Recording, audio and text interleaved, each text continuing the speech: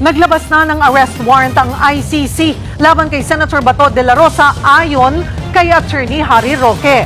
Nanindigan naman ang kampo ng senador na hindi siya pwedeng ipaaresto. Nasa frontline ng balitang yan, si Ian Suyo.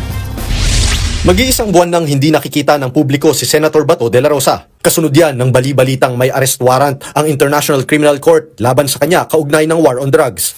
Sa Facebook post ng kaalyado ni de la Rosa na si Attorney Harry Roque, sinabi niyang inilabas na nga ang arrest warrant laban kay Bato na siyang nanguna sa drug war ng Administrasyong Duterte noon bilang PNP chief. Ayon sa Defense Counsel ni dating Pangulong Rodrigo Duterte na si Attorney Nicholas Kaufman, wala siyang impormasyon tungkol sa umano'y arrest warrant kay de la Rosa, pero muling nanindigan si Ombudsman Boying Remulla na totoo ang arrest warrant.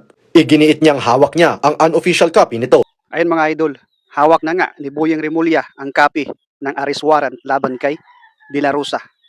Galing ito sa ICC mismo. Hula ko lang mga idol, yung nangyari kay Duterte, mangyayari ulit ngayon kay de la Rosa.